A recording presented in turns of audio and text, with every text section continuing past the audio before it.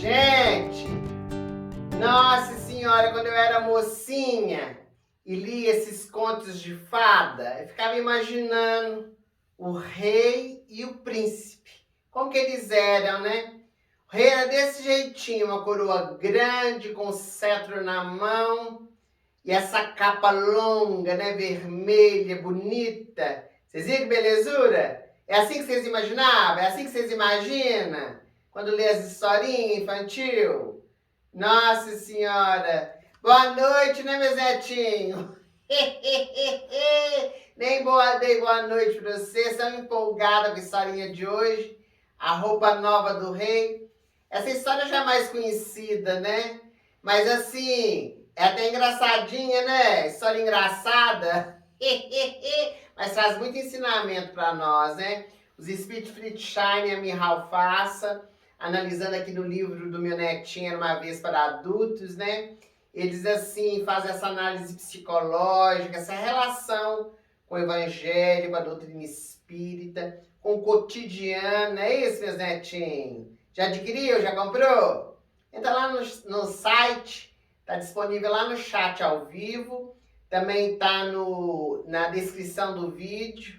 Você acessa, compra, recebe pelo correio e ainda ajuda, né, a Fraternidade Sem Fronteiras, também a divulgação do Evangelho, da doutrina espírita, tá bom? Vamos então para a nossa historinha de hoje, né? A roupa nova do rei. Era uma vez, adoro, gente, quando começa assim. Era uma vez um país muito rico, governado por um poderoso rei. Ele tinha fama de ser justo e bondoso, mas possuía um defeito. Era muito vaidoso e sofria de uma afeição sem medidas por roupas. Se é assim, meus netinhos? A vaidade do rei era tanta que em um mesmo dia trocava de roupas várias vezes. Devia ter muita, né? Essa vaidosa afeição roubava-lhe muito tempo e o distraía de suas funções de governante. Um dia, porém, aconteceu algo que o curou para sempre de sua vaidade. Haveria uma festa muito importante para o reino, e o monarca desejava vestir um traje que deslumbrasse todos os presentes à cerimônia. Chamou os mais famosos alfaiates para escolher o tecido e o modelo, mas ninguém conseguia satisfazer plenamente sua vaidade. Será possível, exclamava, que vocês não podem me oferecer o que preciso? Tenho que deslumbrar meus súditos. Senhor, disse o homem que veio lhe pedir licença, um cortesão, para dar a sua opinião. Ontem eu estava no porto e ouvi dizer que 2 extraordinários tecelões haviam chegado. Talvez eles consigam confeccionar o que Vossa Majestade necessita. O rei ordenou que lhe trouxessem os 2 tecelões. Na verdade, eram 2 vigaristas que, sabendo da mania do soberano, desejavam tirar proveito dele. Já na presença do monarca, eles se desfaziam em reverências. Sua fama, começou a dizer o rei, chegou até o meu palácio. Em breve haverá uma festa. Quero saber que tecidos vocês me oferecem para o traje que devo vestir. Ah, senhor, respondeu um dos pilantras. O tecido com o qual será feito o traje que Vossa Majestade vai vestir ainda não foi criado. Ninguém o viu ainda e nem deverá ver até que seja absolutamente pronto. Esse tecido será feito especialmente para Vossa Alteza e para fazê-lo usaremos um procedimento secreto. Ninguém jamais se vestiu com ele e somente Vossa Majestade o vestirá pela primeira e única vez. Nossa Senhora! Com esse tecido, faremos um traje que será admirado por todo mundo. Que belezura e qual que será? O rei encheu-se de orgulho e satisfação ao ouvir essas palavras. Pois bem, disse ele enfim, só falta vocês me dizerem que consiste esse tecido tão raro e do que vão precisar. Senhor, o tecido é maravilhoso. Deve ser feito com fios de ouro e prata. Porém, o mais extraordinário nesse tecido é que será invisível para todos que são tolos ou ocupam cargos que não merecem. O monarca ficou maravilhado. Não apenas usaria o mais sensacional dos trajes, como também poderia saber quais de seus ministros e conselheiros eram tolos ou ocupavam cargos que não mereciam. Ele ordenou que os visitantes se instalassem no palácio, pois queria tê-los por perto para lhe informarem sobre o progresso na costura. O tempo passou e os dois tecelões pediam constantemente que lhes fornecessem fios de ouro e prata. Eles armaram ali o tear e fingiam tecer durante todo o dia. Os fios eram guardados cuidadosamente, é claro, e nada havia no tear. Eles moviam os braços como se tecessem e de vez em quando paravam para contemplar a obra, exclamando em altos brados: fantástico, maravilhoso. Engana bobo, né, gente? Os curiosos que os escutavam informavam o rei. Este já não aguentava mais de vontade de ver o tecido, mas devia esperar que o trabalho estivesse adiantado. Um dia, impaciente, encarregou seu primeiro-ministro de ir até lá ver o tecido. O bondoso homem foi ao cômodo onde os pilantras teciam e, por mais que olhasse, não via nada. Então foi invadido por um medo terrível. Seria ele tolo? Estaria ocupando um cargo que não merecia? Convencido de que o motivo era um destes, fingiu-se assombrar diante da beleza do pano. Maravilhoso! Exclamou. Sim, isto é mesmo digno do rei. Vou correndo informá-lo de que o tecido é realmente soberbo. Dando certinho o plano, né, dos vigaristas. E depois, com fingido entusiasmo, o súdito informou a sua majestade que o pano que teciam era maravilhoso. Essa notícia aumentou a curiosidade do monarca, que dia após dia enviava novo emissário para lhe informar sobre o andamento do trabalho. Todos voltavam do ateliê com a mesma admiração estampada no rosto e de olhos arregalados diziam os mesmos elogios, porque morriam de medo de confessar que nada viam. Finalmente, os tecelões anunciaram que o tecido estava concluído e que desejavam tomar as medidas de Sua Majestade para a confecção do traje. O rei compareceu ao ateliê para serem tomadas suas medidas, cheio de orgulho por poder deslumbrar seus convidados com um traje jamais visto. Então chegou o momento em que os pilantras anunciaram que o traje estava pronto e, como se o tirassem de um baú, fingiram exibi-lo aos olhos do monarca. Não houve um só na corte que não lançasse uma exclamação: belíssimo, maravilhoso, inigualável. O que você ia gritar, hein, gente? O rei não sabia que cara fazer, porque na verdade não via nada. O rei também não via nada, gente. Mas logo compreendeu que precisava fingir. Do contrário, todos acreditariam que o seu soberano era tolo ou não merecia ser monarca. Magnífico! Murmurou com a voz embargada o rei. E não teve remédio senão ficar de ceroula.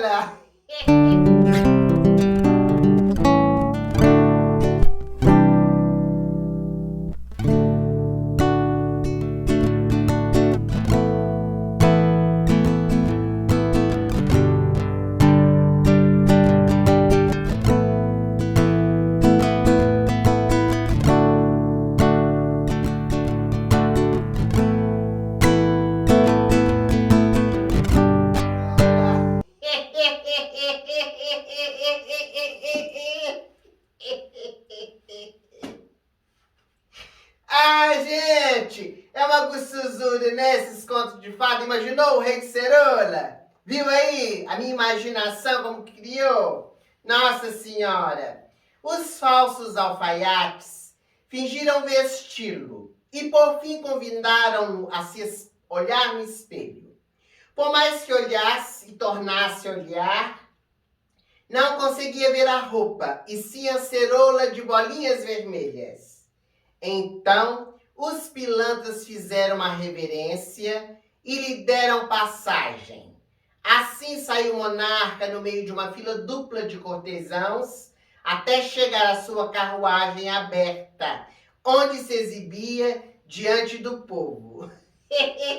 Ai, gente, só fico lembrando da cena. A carruagem partiu e logo começaram os elogios.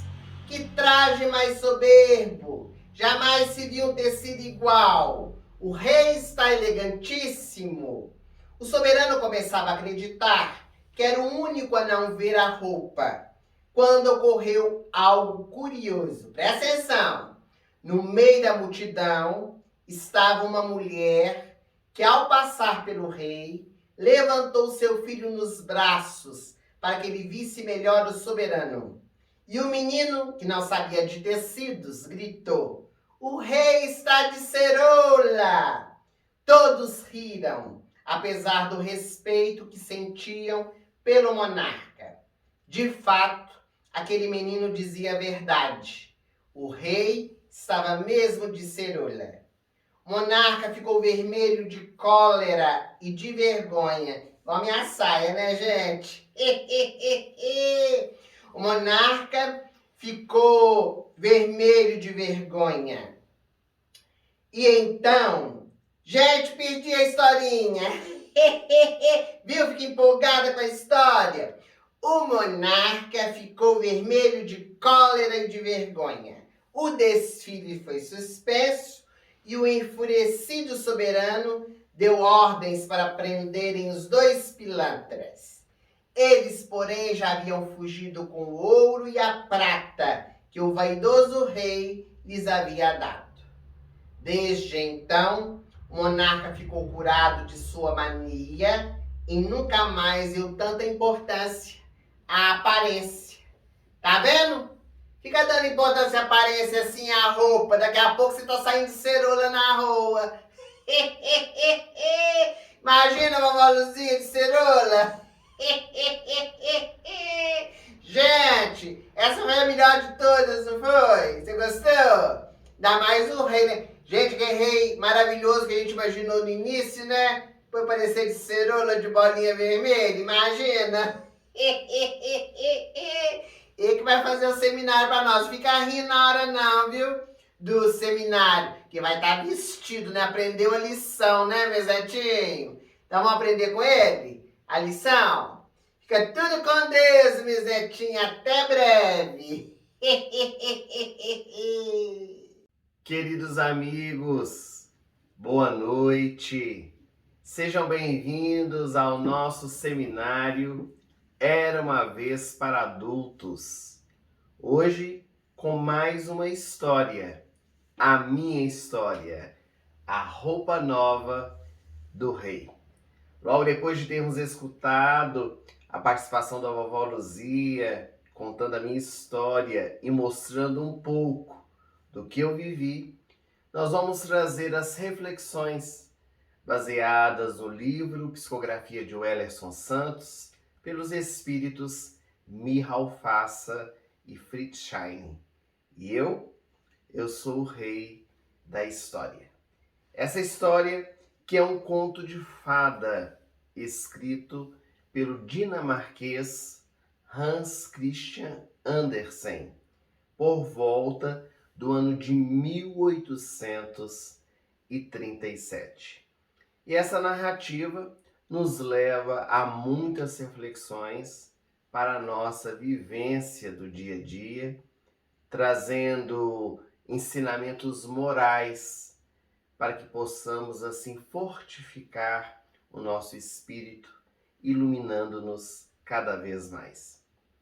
Todas as vezes que nós nos encontramos encarnados, um dos deveres primaciais que temos é cuidar do nosso corpo, porque o corpo é a nossa indumentária, é o nosso escafandro, do qual vamos utilizar na nossa experiência reencarnatória, para o nosso aprimoramento, o nosso crescimento espiritual. E é por isso que precisamos cuidar bem dele, com uma boa alimentação, o descanso, o esporte, o lazer, o trabalho. Tudo isso vai fortificando o nosso organismo físico. E é claro que, aliada a esse movimento, também não devemos nos esquecer de cuidar do nosso espírito. O objetivo, enquanto encarnados, é aliar essas duas propostas e, consequentemente, ir realizando um bom trabalho no nosso aperfeiçoamento, tanto moral quanto espiritual.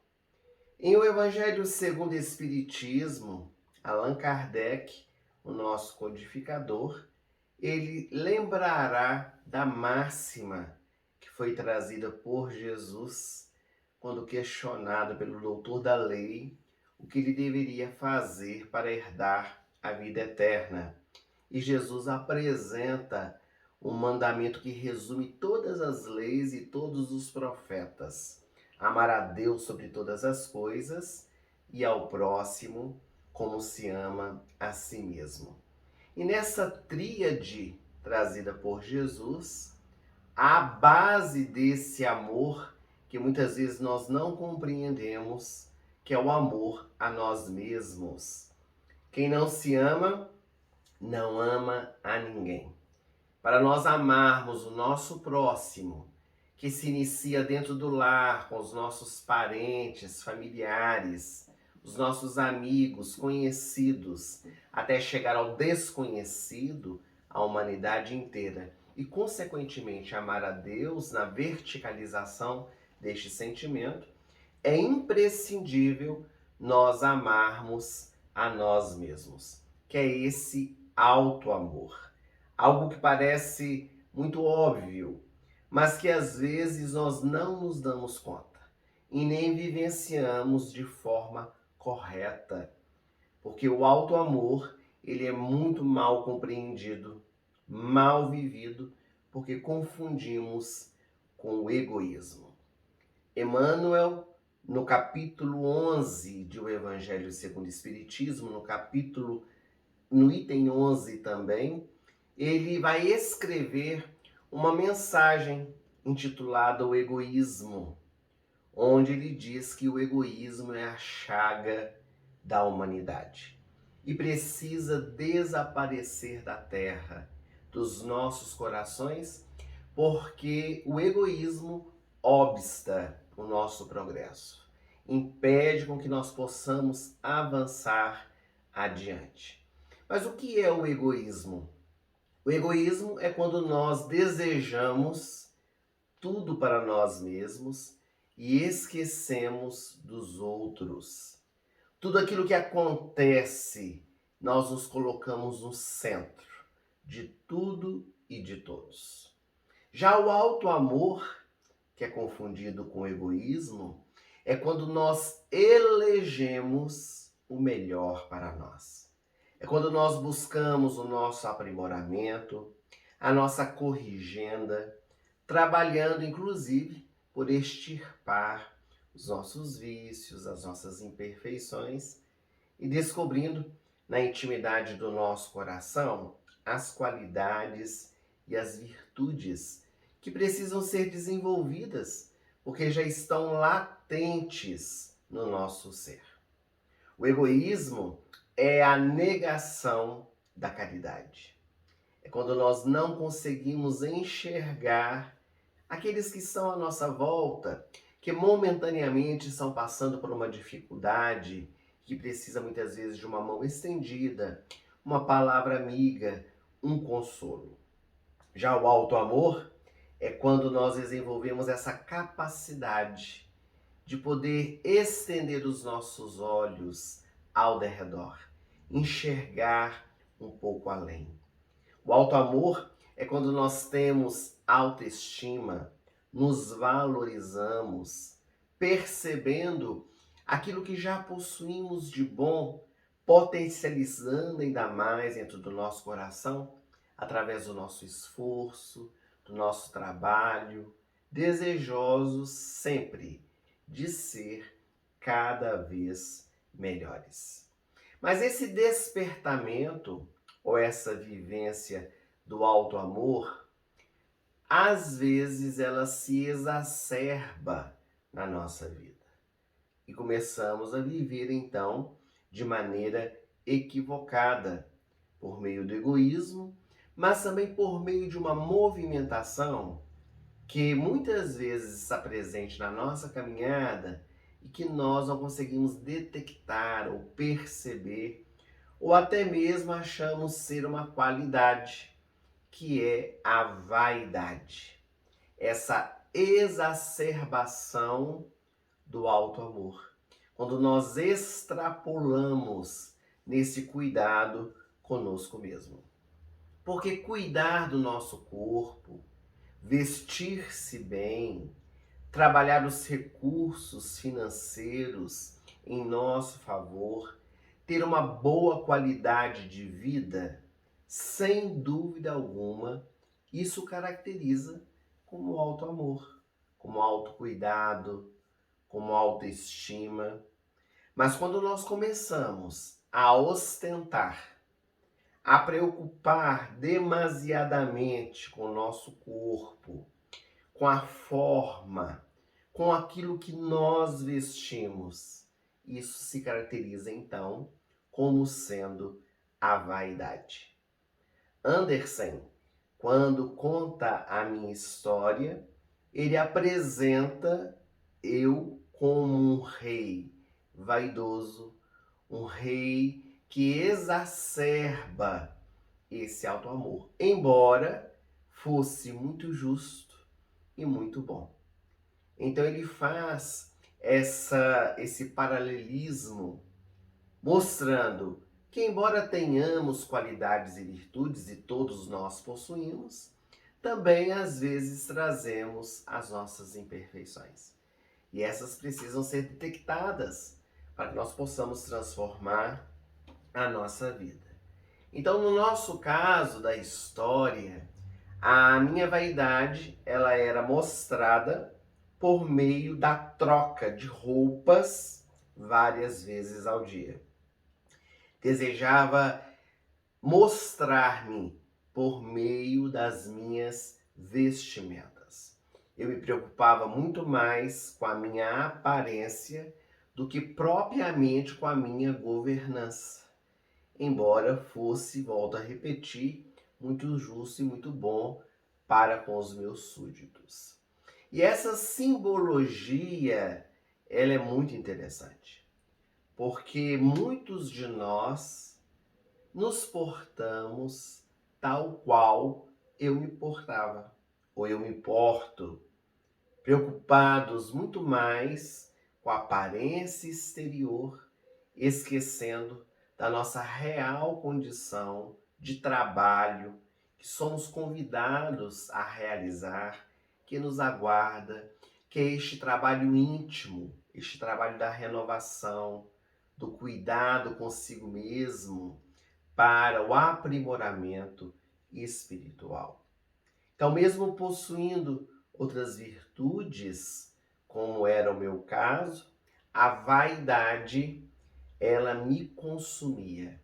E quando nós temos vaidade, ela nos leva a atitudes ou situações esdrúxulas, muito equivocadas, que poderão inclusive trazer consequências terríveis, inclusive a vergonha. Quando nós vivenciamos a vaidade de forma exacerbada, chega um momento que nós perdemos os limites, inclusive do ridículo, e vamos então entrando por caminhos menos felizes e as consequências advêm. Quando nós acordamos para a verdade da vida, de repente percebemos que estamos envergonhados das nossas atitudes, da maneira com que nós nos portamos, porque justamente não conseguimos enxergar essa nossa vivência no dia a dia.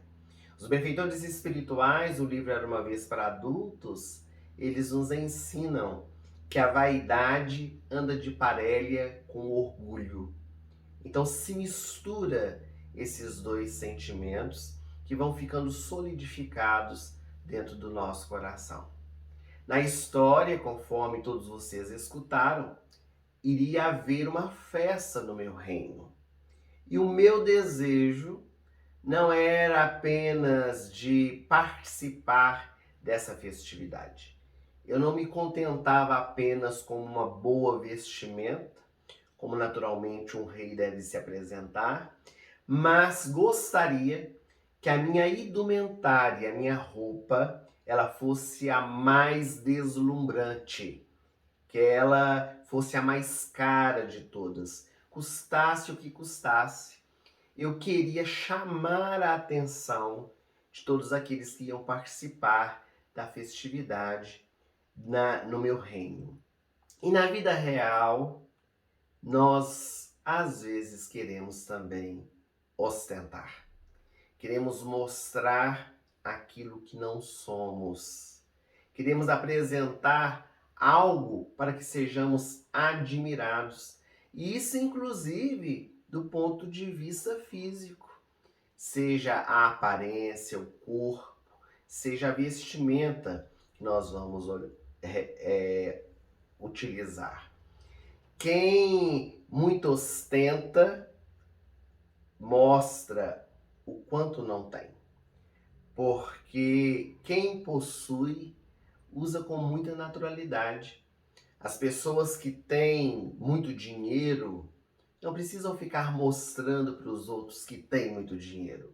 Porque as próprias atitudes, de forma natural, como aquelas pessoas se apresentam, já fica claro a sua posição social. Mas quando nós temos razoavelmente bem uma condição social, ou quando nós ganhamos algum dinheiro a mais e queremos ostentar, mostrar, nós exacerbamos, inclusive, da forma com que nós apresentamos, com que nós nos vestimos. É preciso tomar muito cuidado para não nos deixar envolver por estes sentimentos negativos. Porque mais cedo ou mais tarde, a vida ela vai se incumbindo de nos ensinar, principalmente a ter humildade. Porque a humildade é este sentimento que deve invadir o nosso coração, que conforme disse Jesus, na sua promessa, nos dará o reino dos céus, que não é um local circunscrito, mas essa paz interior, essa harmonia íntima que nós conquistamos a partir das nossas atitudes pautadas no bem.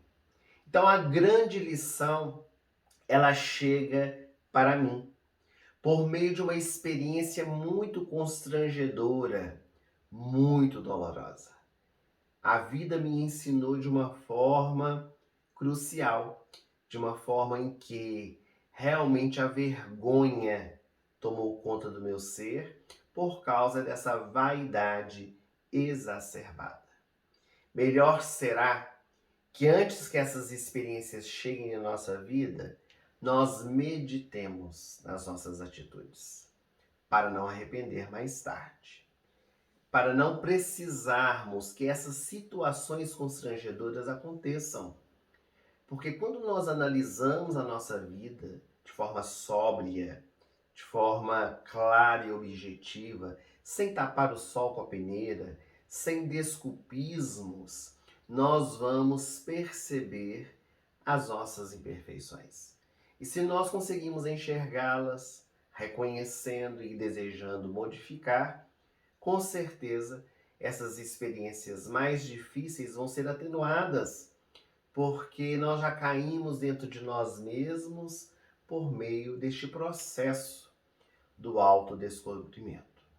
Mas o meu conto há uma característica muito marcante que está presente tanto na vida das pessoas, da sociedade, desde especialmente a Revolução Industrial.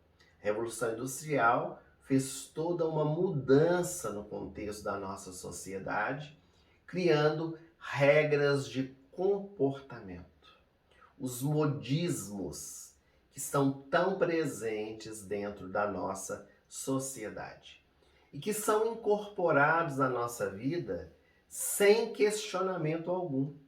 Pessoas ditam normas, regras, etiquetas que nós aceitamos e acabamos por incorporar no nosso cotidiano sem questionar, sem querer mudar as regras, para podermos, inclusive, sermos aceitos dentro da sociedade. A indústria têxtil, ela foi alcançando seu espaço, tendo como consequências diversas modalidades, inclusive dentro da indústria da moda. E pouco a pouco, esse movimento ele foi se afirmando dentro da sociedade. Hoje, a indústria da moda ela está muito bem solidificada dentro da nossa sociedade, movimenta muitos recursos financeiros, onde através dos jornais escritos, falados, a serviços de moda, a mídia televisiva vai ditando esses modismos, essas regras de conduta, vai promovendo engajamentos, influências sobre o comportamento das pessoas. Logicamente que no tempo em que a minha história foi escrita, não havia ainda toda essa movimentação em torno da moda. E hoje, em pleno século XXI, isso é muito mais contundente, justamente por causa da mídia, que tem um poder muito grande sobre as nossas mentes de ditar essas regras de comportamento. E a vaidade, ela encontra espaço para o seu domínio neste instante, em que nós somos influenciados pelo mundo externo, por aqueles que estão mais próximos e até mesmo pelos desconhecidos. Porque se nós assistimos um desfile de moda, se nós vemos um artista usando esse ou aquele tipo de roupa, de cabelo, logo nós queremos trazer esse comportamento para a nossa vida. Então estes comportamentos eles começam a ser estabelecidos por artistas, pessoas famosas, por novelas, pelo marketing, pelos homens e mulheres da moda. E os caminhos vão sendo escolhidos e vão influenciando o meio externo em que essas pessoas vivem. Então, muitos modismos, eles são difundidos e foram divulgados durante o largo percurso da história. Não apenas, é claro, na forma de vestir, de cortar o cabelo, de se calçar, mas também nos trejeitos, nos comportamentos, na fala, nos jargões. Às vezes, numa novela, uma frase é dita e nós acabamos por trazer essa experiência para o nosso cotidiano. A novela termina e aquele personagem ele fica marcado, o personagem ilusório se torna real na nossa vida, porque nós incorporamos esse comportamento. E Jesus, no seu evangelho, ele nos trouxe um ensinamento muito interessante a respeito disso, quando ele disse que cegos guiam cegos. Nós passamos a buscar modelos que iriam se tornar os nossos guias, tomando o comportamento dessas pessoas como exemplo para a nossa jornada. E muitas dessas pessoas assumem esse papel, ditam comportamentos, modismos que são aceitos, voltamos a repetir, sem nenhum tipo de questionamento. O interessante é que esses modismos, eles são modificados a todo instante. Vão se tornando obsoletos. Roupas que eram usadas há 5 anos atrás, hoje já não se usa mais. Outras roupas que são usadas hoje, daqui a pouco não serão mais, vão sendo engavetadas. Vão se tornando obsoletos esses comportamentos, essas vestimentas, estes sapatos que vão saindo do cenário mundial e vão ficando esquecidos. E nós vamos ficando envolvidos por essa indústria da moda que nos faz consumir cada vez mais. Sempre no desejo de ter, de possuir, de estar na moda juntamente com a sociedade. Então, em suma, na minha época, né, eu gostava de me vestir muito bem e tinha alucinação com roupas. Minha história diz que várias vezes ao dia eu trocava a minha roupa. E isso é um distúrbio de comportamento, que precisa inclusive ser tratado, porque não cabe uma pessoa trocar de roupa tantas vezes ao dia, principalmente para poder ostentar aquilo que possui. No Evangelho de Jesus, nós temos uma parábola muito conhecida que fala um pouco a respeito disso, que é a parábola do rico e Lázaro. Quando o mestre de Nazaré começa a contar a parábola dizendo que havia um rei que se vestia de púrpura e de linho finíssimo, vivendo regaladamente todos os dias de sua vida. Então, já à época de Jesus, ele trazia esse conceito, essa vivência de pessoas que de maneira exacerbada queriam mostrar a riqueza que possuíam. Porque naquela época, a púrpura, que é este tecido brilhante, avermelhado, e o linho, que ainda hoje é um dos tecidos mais caros, era utilizado por aquele homem rico, como a ostentar, vivendo regaladamente todos os dias de nossa vida. É claro que não há nada de errado nós querermos nos vestir bem. Se temos condições financeiras para poder utilizar as roupas da moda, termos roupas de marca, ter estilos variados de vestimentas, em nenhum momento o Evangelho nos proíbe. Aliás, o Evangelho não nos proíbe de absolutamente nada. Mas desde que isso não seja o mote, o objetivo da nossa vida. Porque o meu objetivo, enquanto rei daquele reino, era mostrar às pessoas o quanto eu possuía por meio da minha vestimenta. Por isso que eu trocava várias vezes ao dia de roupa. Então, um dos principais questionamentos que nós precisamos fazer com base nessa história é por que nós estamos desejando usar aquela vestimenta. Quando nós nos vestimos, nós temos um objetivo. Claro que temos. Nós estamos dentro de casa, por exemplo, nós escolhemos uma roupa confortável. Então a gente tem um objetivo, estar mais casual dentro de casa, mais confortável. Então a gente escolhe uma roupa mais velha, mais antiga, para ficar mais tranquilo dentro de casa. Algumas pessoas agem dessa forma. Se nós vamos a uma festa, nós escolhemos outro tipo de vestimenta. Se nós vamos ao templo religioso, nós precisamos vestir uma roupa adequada. Se nós vamos ao clube, nós vamos com uma roupa apropriada. Então, de acordo com o local que nós vamos, nós escolhemos a vestimenta. Mas por trás dessa escolha da vestimenta, há também um objetivo. O objetivo da roupa nos dias atuais é tapar a nossa nudez, porque nós fomos criados nus. A época do ser primitivo, os seres andavam nus. Nós temos a história mitológica de Adão e Eva, que conta que depois que eles comeram do fruto sagrado, numa linguagem muito simbólica, é que eles se deram conta que estavam nus e começaram então a tapar as partes pudentes, os órgãos sexuais, para que eles não tivessem o desejo sexual. E a partir daí, desses conceitos, o homem começou então a tapar o seu corpo por causa, inclusive, dos olhos. Os olhos libidinosos, que às vezes se envolvem por questões sexuais, pelo simples fato de ver o outro nu.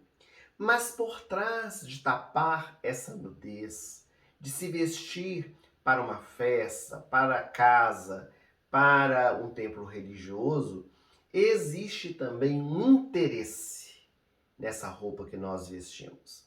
E os objetivos, eles são os mais variados. Alguns escolhem uma vestimenta para exaltar a sua sensualidade, para chamar a atenção das pessoas, para encantar ou seduzir, para ostentar o quanto possui de dinheiro, para agradar os outros. Isso é muito comum. Pessoas que se vestem para agradar as pessoas e não a si mesmo. Para ficar bem arrumado, porque gosta de se apresentar bem. Para se sentir bem. Um dos pontos principais de quando nós vamos vestir uma vestimenta é se sentir bem. É preciso nós nos sentirmos bem diante daquilo que nós estamos vestindo. Então, no fim, o que mais importa é a intenção. A intenção é que conta. O objetivo. Por que é que foi feito daquela forma? Por que é que nós estamos nos vestindo daquele jeito? E isso se dá não apenas no modo de vestir, porque isso é uma pequenina coisa no nosso dia a dia, mas se dá em todas as situações, inclusive em O Livro dos Espíritos. Allan Kardec recebe dos imortais a resposta de que Deus não avalia o ato em si, mas a intenção com que ele foi realizado. Então, se nós gostamos da moda, se nós gostamos da arte, não há nenhum problema. Mas precisamos tomar muito cuidado para não nos apegarmos aos modismos e buscarmos questionar com discernimento antes de abraçar algum tipo de proposta. E sempre estar tendo uma proposta que nos faz bem. Cultivar dentro do nosso coração aquilo que realmente é produtivo. Não podemos nos permitir ser ludibriados pelo mundo, pelas pessoas que querem nos dizer o que fazer, o que vestir. Então é muito importante que nós tenhamos vontade, que nós tenhamos independência, determinação naquilo que nós realmente desejamos para a nossa vida. Porque quando nós nos deixamos influenciar sem questionamentos, nós abrimos campo para os aproveitadores.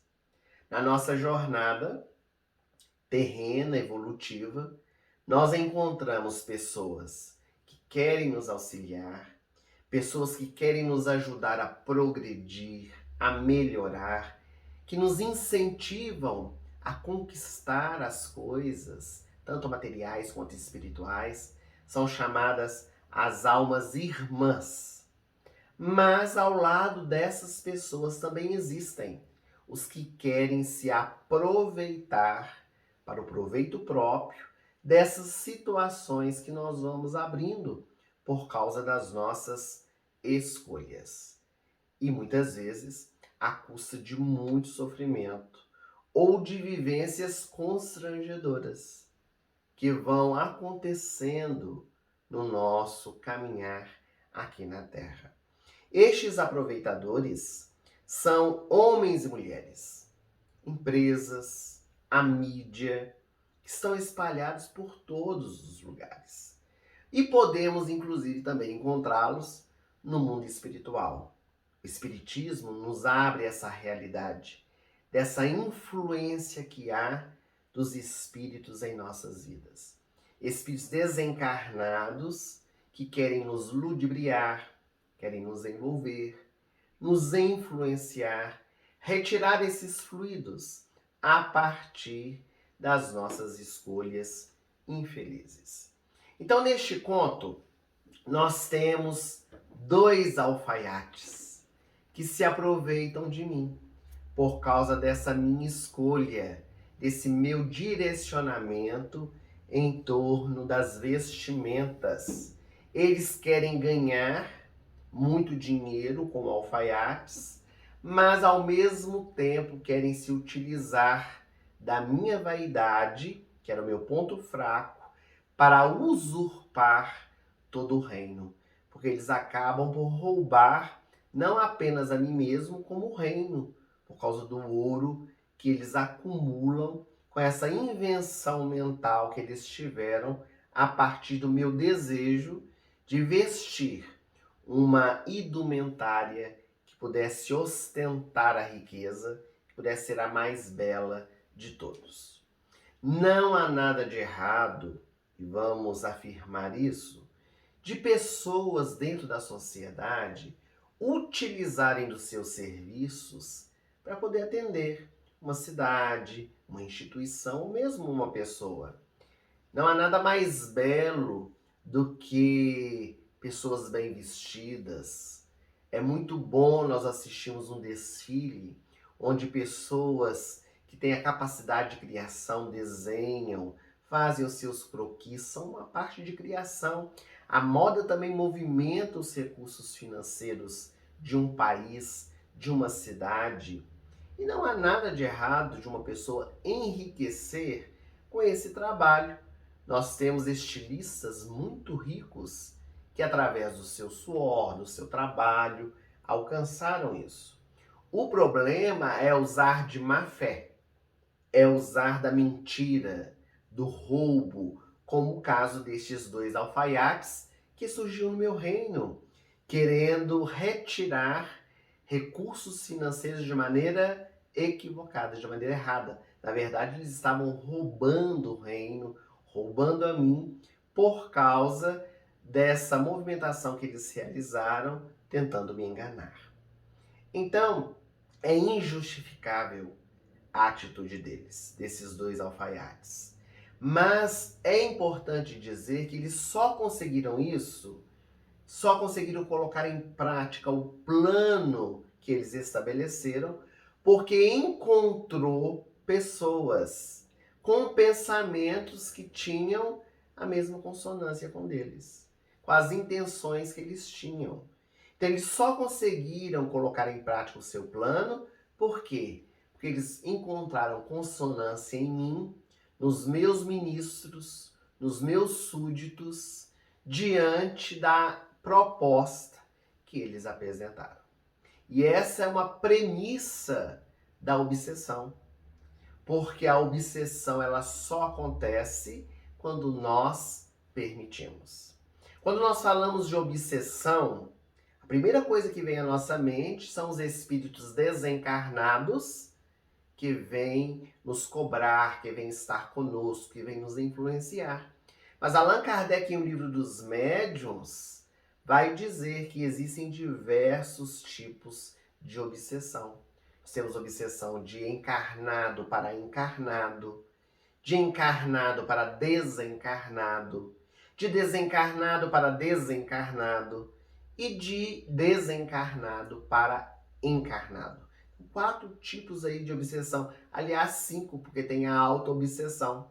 Nós podemos dizer que eu vivia uma auto-obsessão nesse troca-troca de roupas a todo instante. Mas a minha história, nós percebemos aqui um tipo de obsessão também ocorrendo, que é de encarnado para encarnado. Porque os alfaiates, eles encontraram consonância em mim, por causa da minha vaidade, e acabaram por dominar a minha mente. Então a estrada da nossa vida é uma via de mão dupla, meus amigos. Não existem aproveitadores sem que o outro permita, sem que o outro silencie diante daquela experiência. porque o processo é todo de sintonia e afinidade. São as criações, as vinculações que nós vamos fazendo a partir da abertura do nosso comportamento, a partir da nossa ação. E no caso específico da minha história, a vaidade foi o mote que fez com que os alfaiates eles pudessem agir, pudessem me ludibriar, não apenas a mim, o monarca, como também aos meus ministros, aos súditos do reino, trazendo essa consequência que a história nos conta a partir então da vivência que a história nos trouxe, que Andersen também trouxe no seu conto. Então, quando nós escutamos ou lemos a história, a minha história, nós logo julgamos os alfaiates, que eles usaram de má fé. E realmente, conforme nós dissemos, não é justificável o seu comportamento. Mas nós esquecemos de analisar o outro ponto, que de alguma forma aqueles que estavam envolvidos permitiram que isso pudesse acontecer. São permissões, é claro, às vezes de maneira inconsciente. São permissões que às vezes acontecem sem que nós nos demos conta pelo fato de não analisarmos a nossa vida. Mas isso não exime a responsabilidade. Então, logo surge um questionamento. Então, todas as pessoas que são enganadas, elas permitiram que acontecesse isso? Não há uma inocência em algumas pessoas que confiam em outras sem restrição? Por que isso acontece? Existem alguns casos em que há sintonia do passado, não apenas a sintonia nessa existência atual. Escolhas infelizes que nós realizamos no passado distante e que agora nós estamos colhendo, gerando situações expiatórias, de reparação, de aprendizado. Os benfeitores espirituais nos ensinam que o nosso Pai permite que isso aconteça justamente porque é ali uma vinculação espiritual, laços que precisam ser fortificados, ódios que precisam ser curados. Então estabelece-se essa vinculação porque houve uma sintonia e afinidade, mesmo que inconsciente, dessas atitudes passadas. Então ocorrem também casos de pessoas que sofrem esse tipo de influenciação, seja espiritual ou mesmo aqui encarnado, por causa dessas vinculações do passado. Mas, em grande parte dos casos, essa afinidade e sintonia se dá a partir das atitudes do presente, a partir da nossa mente, essa ganância que às vezes toma conta da nossa mente e os resultados vão sendo desastrosos. Quando nós possuímos muito dinheiro, ou quando nós queremos enriquecer cada vez mais, numa ganância desmedida, de repente, somos ludibriados por aquela negociação que faz com que nós percamos altas somas de dinheiro. Quando a nossa vaidade exacerbada chega a 2 alfaiates que nos enganam e nos deixam praticamente nus. Quando nós queremos levar vantagem em tudo, de repente somos enganados. Para mostrar que na vida nós não podemos a todo instante ganhar. Nós precisamos também pensar nos outros que estão ao nosso derredor. Tudo aquilo que vai aos excessos, a vida cuida para que de alguma maneira nós consigamos aprender. E justamente esse aprendizado, quando não vem pelo amor, ele chega pela dor, bate a nossa porta. E então, realmente, as experiências, elas vão nos esfolando para nós meditarmos, para nós repensarmos, transformarmos o nosso comportamento. Então, os processos obsessivos, sejam eles quais forem, nos já citados, eles ocorrem por causa desse processo de afinidade.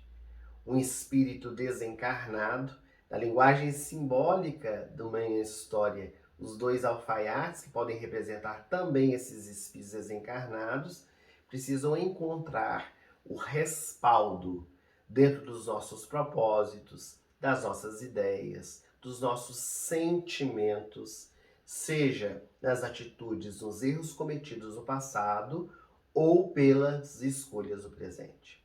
Eles vão se aproveitando dessas situações para poder gerar enfermidades, para absorver nossas energias, para entrelaçar as suas vibrações com as nossas. E um dos processos mais eficazes para poder cortar essa vinculação é o que o movimento espírita chama de desobsessão. A desobsessão, que não é apenas essa reunião que é realizada nas casas espíritas, onde os espíritos se manifestam e então os dialogadores orientam, esclarecem, instruem. A desobsessão maior que existe é a mudança da estrutura do pensamento, do comportamento, buscando o equilíbrio da nossa mente para não abrir campo novamente para que outros aproveitadores surjam, para que outras vinculações aconteçam. Então a renovação moral é muito importante. Na minha história, por exemplo, os dois alfaiates me ludibriaram a ponto de eu sair pelas ruas quase nu.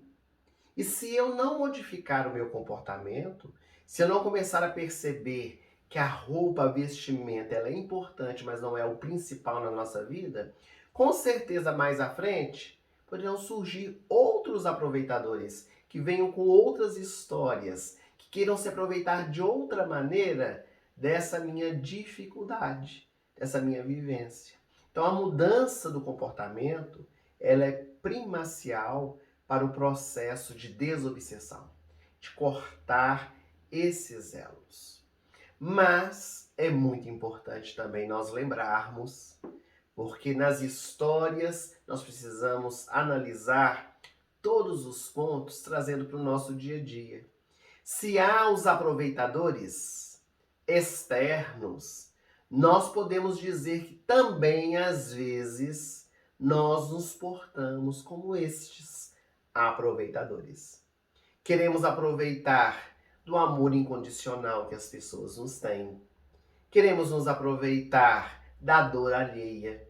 Queremos nos aproveitar da inocência das pessoas, das situações inusitadas.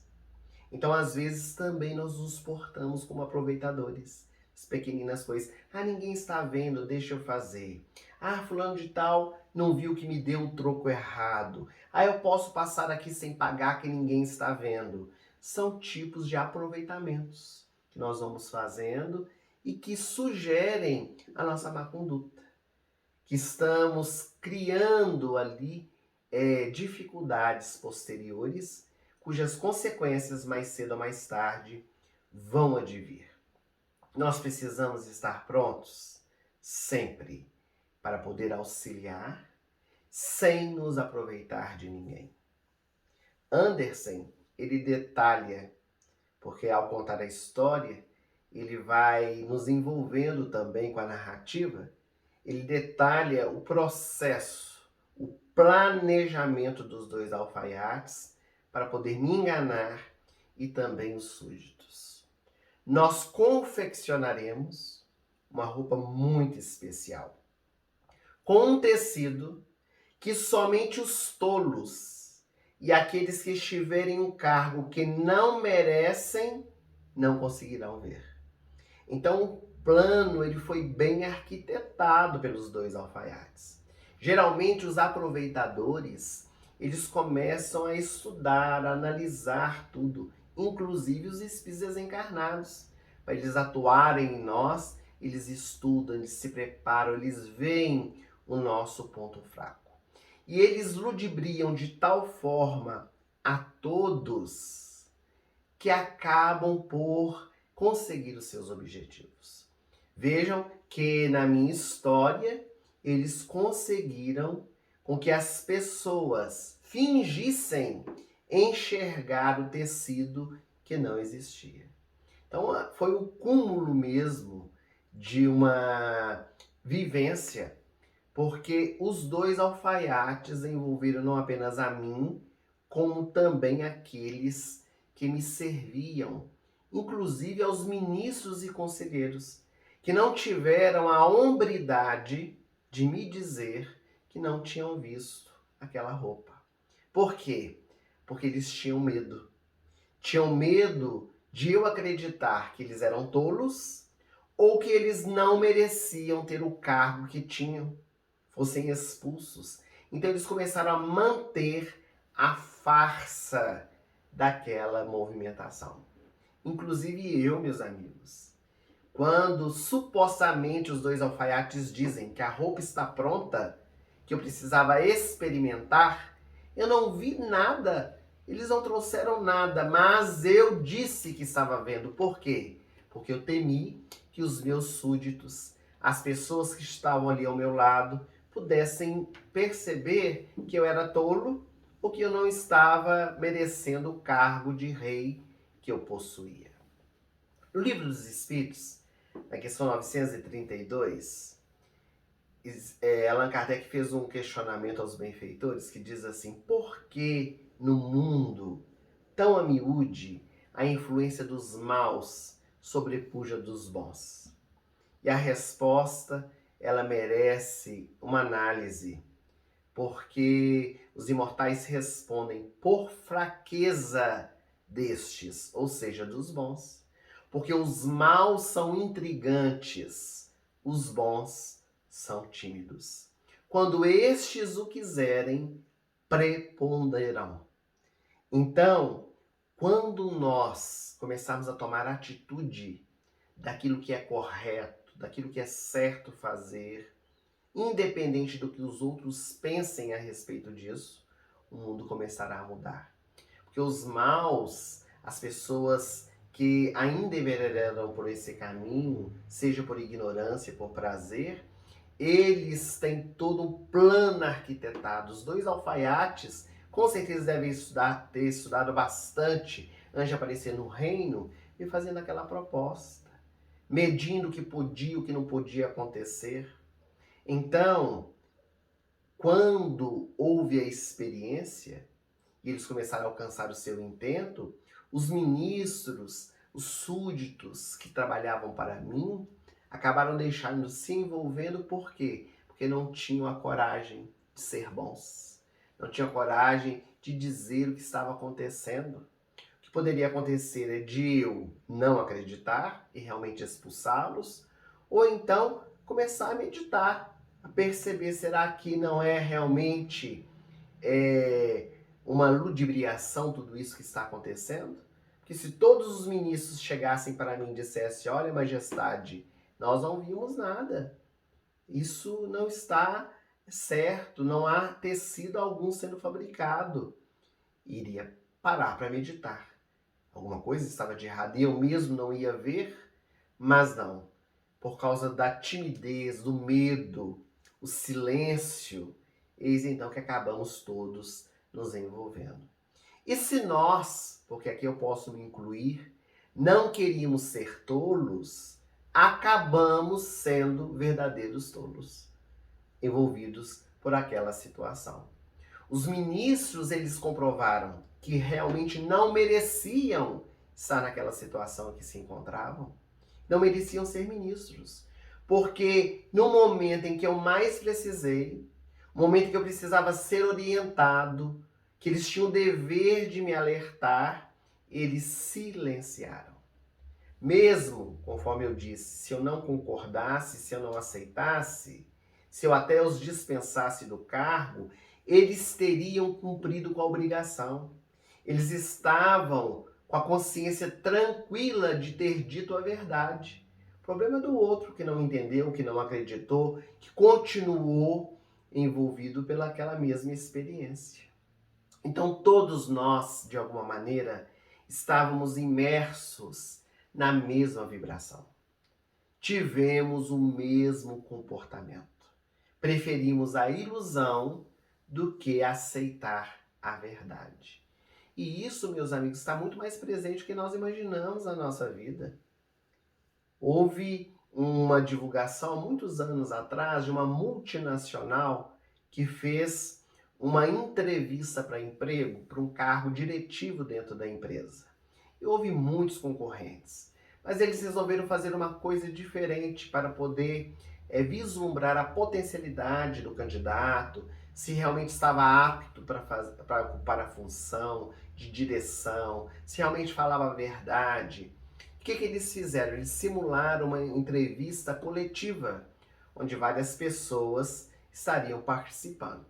E nessa entrevista coletiva simulada, todos eram empregados já da multinacional. Apenas uma pessoa, que era o candidato, que não era. Então, nessa entrevista, havia um psicólogo da empresa que ia fazer a entrevista coletiva, e ele chegava fazendo algumas perguntas. Então ele perguntava: que cor é essa coroa que aqui está? E as pessoas que estavam ali assentadas, empregadas da empresa, elas diziam: essa coroa é azul e branca. E o outro: que cor é essa coroa? É azul e branco. E o outro: é azul e branco. Então eles perguntavam para o candidato: que cor é essa coroa? E a maioria dos candidatos respondiam que a coroa era azul e branco. Não falavam a verdade, que a coroa era amarela e vermelha. Por quê? Porque iam com a massa. O Maria vai com as outras. Tinha medo de que ele fosse o único errado e que os outros estavam certos, embora ele estivesse vendo uma coroa amarela e vermelha. E isso acontece muito. Quando nós ficamos em cima do muro, quando nós nos deixamos levar. O resultado? Perdia a vaga, com certeza. Ele perdia a vaga diretiva, porque uma pessoa que não tem palavra, uma pessoa que não tem determinação, não merece estar num cargo de direção. Então isso aconteceu com os ministros. Os alfaiates arquitetaram o plano, dizendo que quem não via não merecia estar no cargo e era um tolo. Eles acabaram demonstrando para os ministros que eles não mereciam realmente, porque não falaram a verdade. Como é difícil nós enxergarmos o Evangelho de Jesus. Como é difícil nós podermos realmente trabalhar a verdade dentro do nosso coração. O mestre, inclusive, ele diz que muitas vezes ocultou essas coisas aos doutos e prudentes e revelou aos simples e aos pequeninos que estavam mais abertos para aceitar a verdade, porque os doutos e prudentes muitas vezes estão envolvidos pela ilusão, por essa vontade de ficar preso às coisas materiais e não terem as realizações espirituais. A boa nova é muito mais compreendida pelos simples e pelos ignorantes, porque nós, os orgulhosos, ainda fechamos os nossos olhos, fechamos as nossas convicções, não abrimos para as verdades da vida. Quando Jesus curou um cego e ensinou que havia vindo ao mundo a fim de ver os que não veem e os que veem se tornem cegos, os doutores da lei, eles perguntaram a Jesus: mas porventura nós também somos cegos? E o mestre, na sua sabedoria, ele disse: se fosseis cegos, não teríeis culpa. Mas como dizeis, nós vemos, o vosso erro permanece. Então é preciso nós enxergarmos a vida com outros olhos. E na minha história, nessa história que hoje nós estamos estudando, todos, com exceção da criança, fomos tolos. Preferimos calar diante da verdade e permanecer na ilusão e na fantasia. É preciso, então, na nossa caminhada, nós sermos mais autênticos. não nos permitirmos ser ludibriados, porque do contrário, advirão as consequências.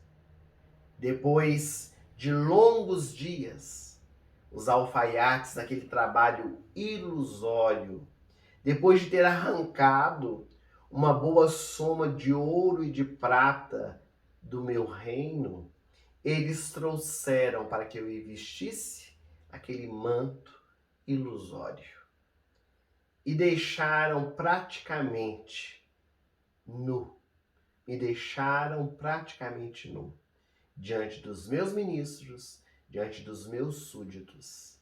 Então eu, vaidoso, fiquei apenas de ceroulas vermelhas, de bolinhas vermelhas. Naquele estado que vocês viram quando a vovó Luzia contou a história. Fiquei apenas de ceroula de bolinhas vermelhas andando pelas ruas da cidade. E isso é uma linguagem muito simbólica, porque é a mais pura verdade diante dos dias atuais. Muitos de nós estamos ainda envolvidos por mantos ilusórios e imaginários.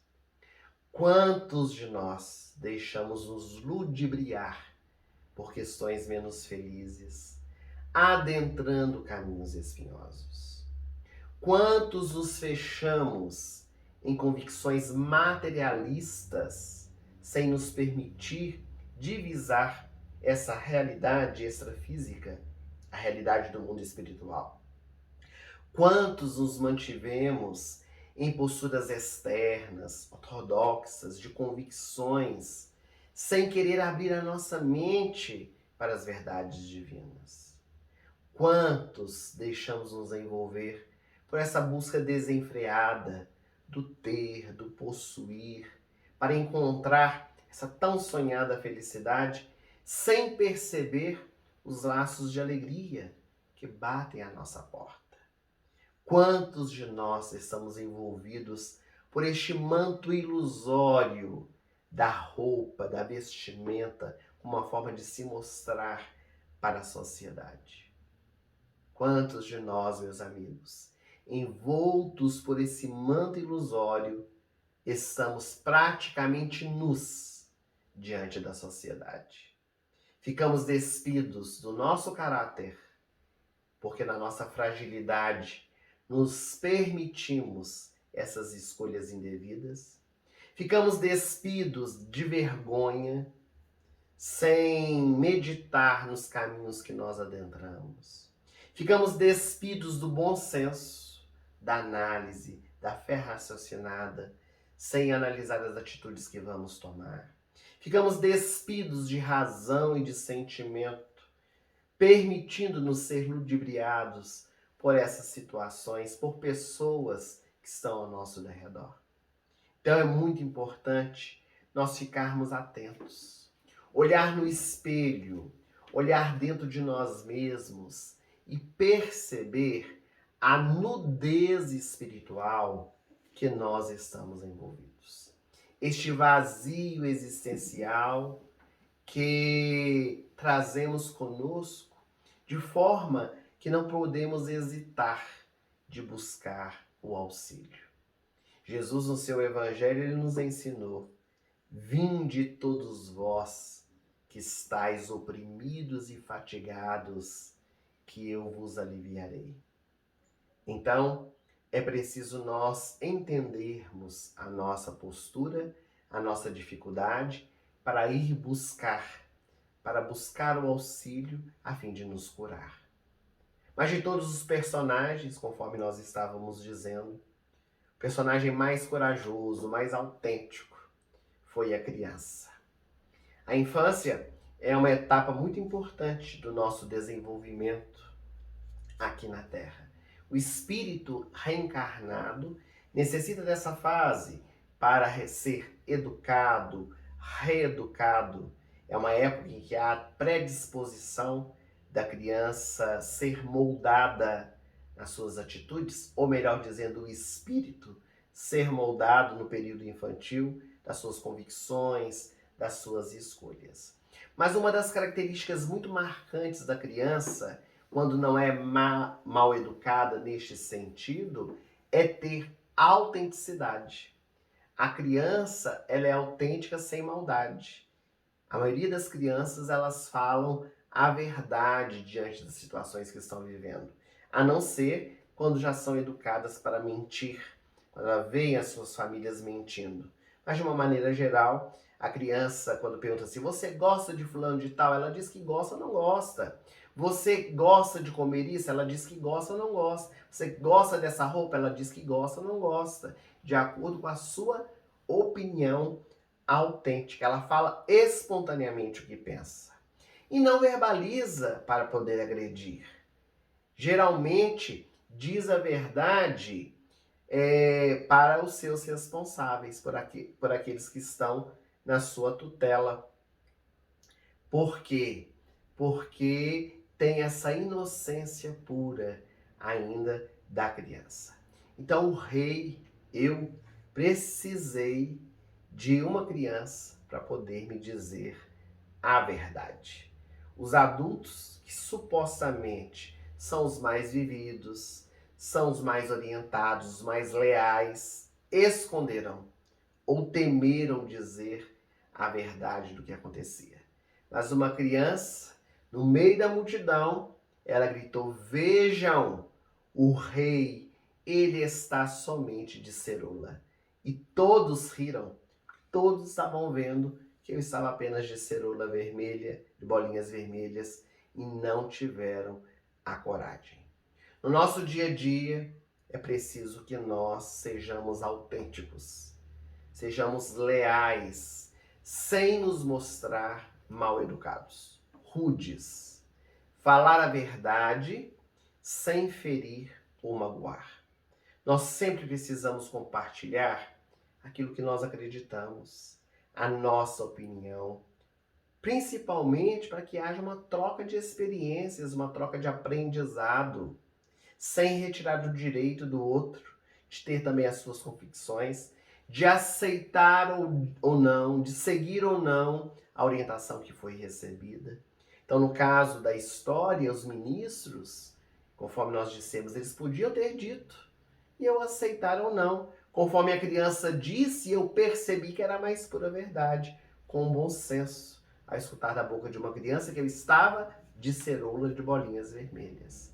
Então, é o direito que nós precisamos dar das pessoas acreditarem, falarem o que desejarem. Nós temos o bom senso da análise para que possamos tomar as nossas atitudes. Então, essa vivência, ela foi muito produtiva. Quando a criança, ela disse em público a forma com que realmente eu estava vestido. Porque eu caí dentro de mim mesmo, por meio da dor. Foi a vergonha de estar quase nu no meu reino, onde as pessoas todas estavam ali reunidas para ver eu desfilar pelas suas da cidade. Então eu comecei a descobrir naquele momento que existem coisas mais importantes do que a aparência, para poder começar a cuidar verdadeiramente do meu reinado. Preciso nós percebermos que há coisas mais importantes do que as materiais, para podermos começar a cuidar realmente do nosso reino interior, da nossa vida, dos nossos propósitos, sempre sendo vigilantes, cautelosos com aqueles que estão ao nosso derredor, que muitas vezes não cumprem com a sua missão, com o seu dever, com a sua obrigação. Mas o problema é do outro. Nós vamos fazer a nossa parte. Então, este conto do Andersen, ele nos ensina a analisar com muita cautela, com muito cuidado, as situações que são ocorridas na nossa vida, demonstrando a importância de nós sermos leais conosco mesmo, para com aqueles que nos pedem opinião, orientação, jamais hesitar na verdade.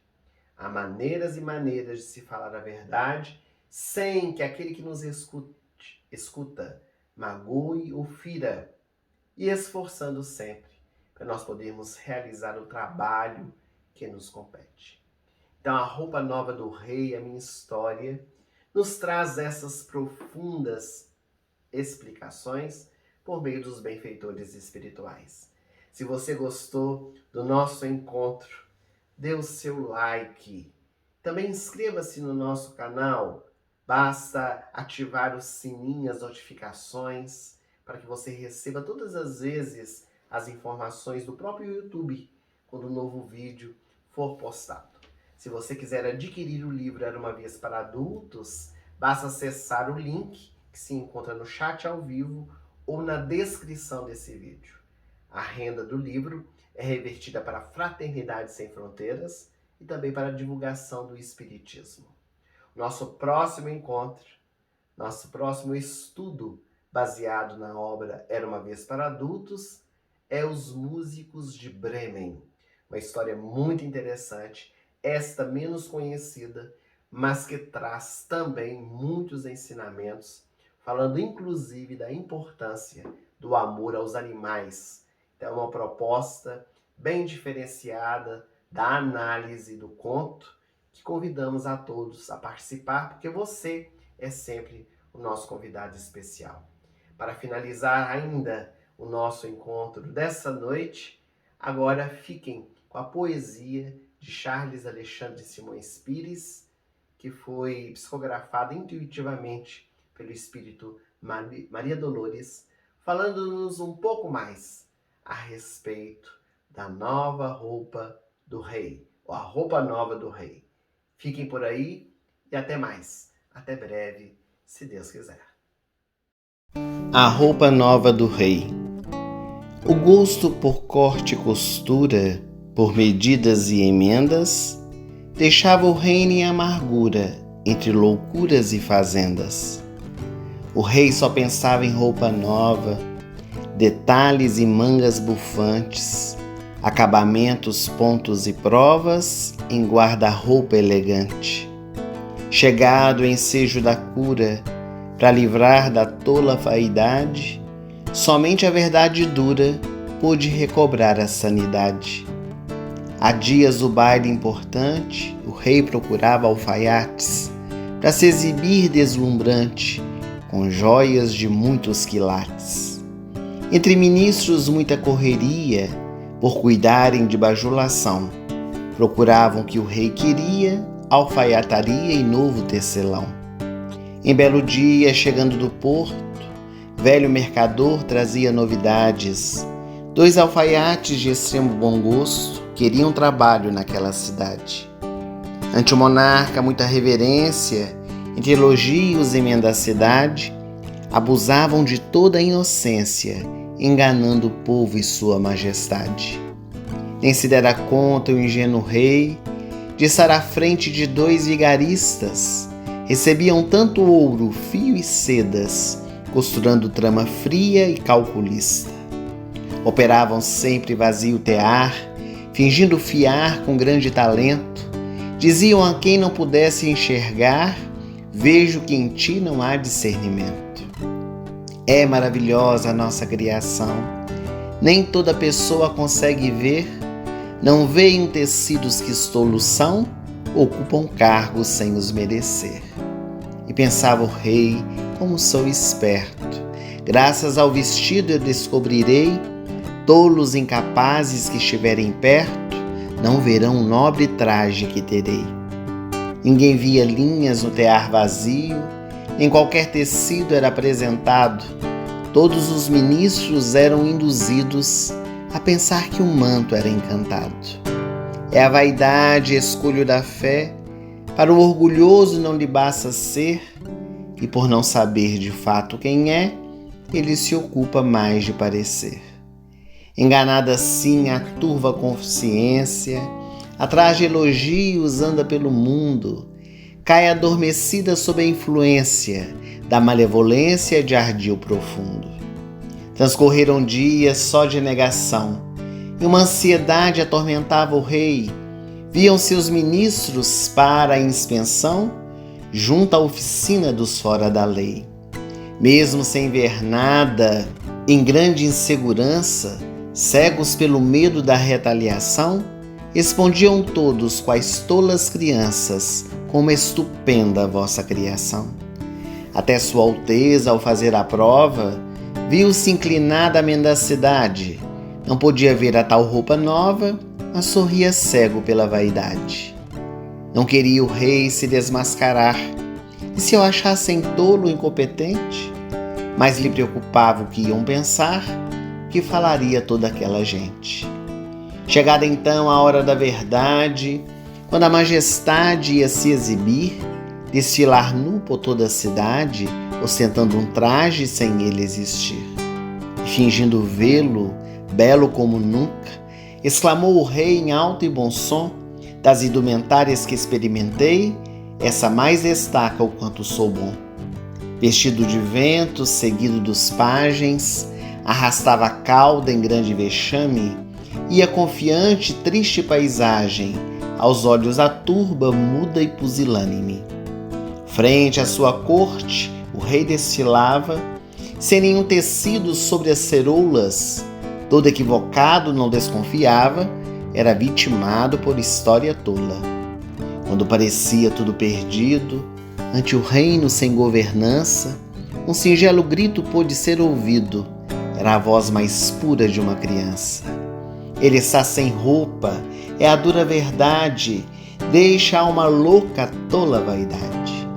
Se não vos tornardes como essa criança, na sinceridade própria da infância e na docilidade dos favos de mel, de nada valerá pompa e circunstância, nunca entrareis nos reinos dos céus. Foi assim que o rei, com túnica nova, acolheu na alma a bem-aventurança, tornou humilde a pitoresca prova, despertando n'alma a luz da bonança.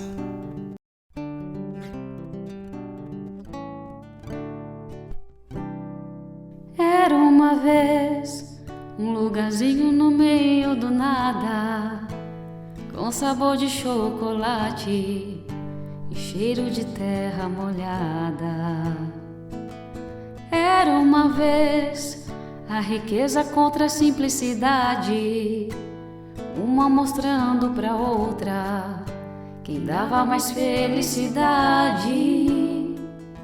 Pra gente ser feliz, tem que cultivar as nossas amizades, os amigos de verdade. Pra gente ser feliz, tem que mergulhar na própria fantasia, na nossa liberdade.